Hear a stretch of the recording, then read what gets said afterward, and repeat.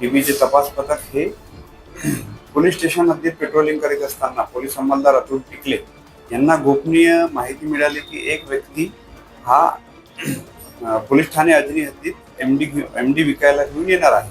अशा माहितीवरून आम्ही सदरची माहिती आमचे वरिष्ठ अधिकारी माननीय सीपी साहेब, माननीय जॉईंट सीपी साहेब, त्याच्यानंतर माननीय साऊथ रिजन सर आणि माननीय डीसीपी सर आणि माननीय एसीपी सर या सर्वांना आम्हाला ही माहिती मिळाल्याबरोबर आम्ही ही माहिती दिली.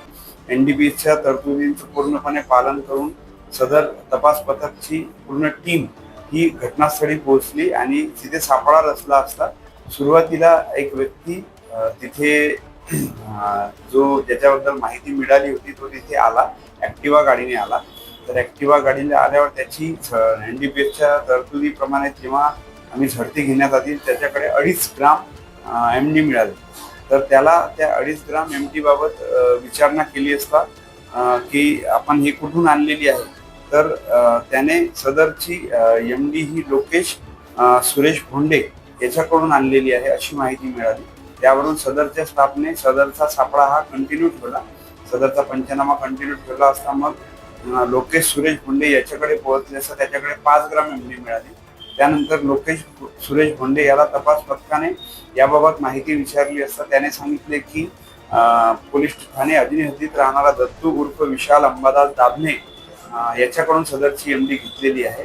तर लगेच तपास पथकाने दत्तू उर्फ विशाल अंबादास दाभणे याच्याकडे छापा टाकला असता त्याच्याजवळून आम्हाला 29.50 ग्राम एमडी मिळाली. अशी एकूण या सदरच्या कारवाईमध्ये 37 ग्राम एमडी मिळालेली आहे.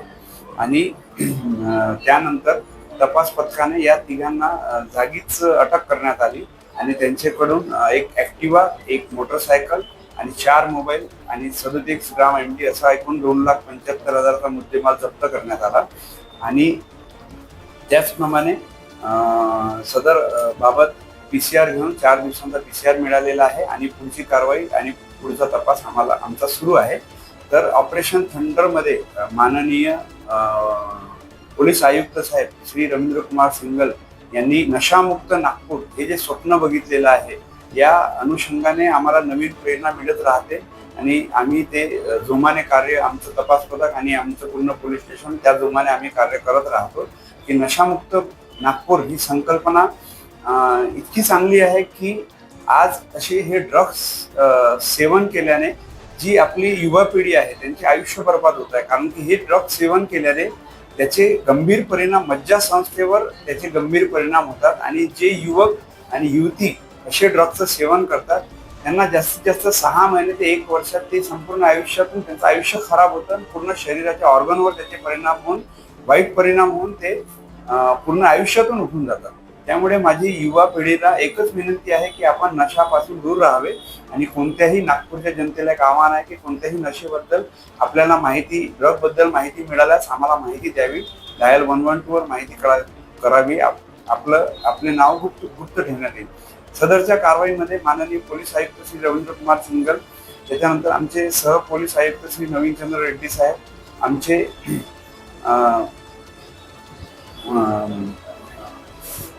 श्री शिवाजी राठोड साहेब दक्षिण विभाग, पोलीस उपायुक्त श्री रश्मिता राव सर आणि त्याच्यानंतर सहाय्यक पोलीस आयुक्त श्री नरेंद्र हिवरे सर यांच्या मार्गदर्शनात सदरची कारवाई पोलीस ठाण्याचे दुय्यम पोलीस निरीक्षक श्री केंद्रे साहेब, सहाय्यक पोलीस निरीक्षक श्री कैलास आलोरे साहेब आणि त्यानंतर पोलीस उपनिरीक्षक सिद्धांत मस्के साहेब आणि जे पोलीस अंमलदार आहे सदरच्या कारवाईमध्ये पोलीस हवालदार मनोज नेवारे, प्रकाश गाडेकर, अतुल टिकले आणि राहुल शेंडे आणि अविनाश चंगोले यांनी सर्वांनी ही दर्जेदार कारवाई आमच्या पोलीस स्टेशनमध्ये केलेली आहे.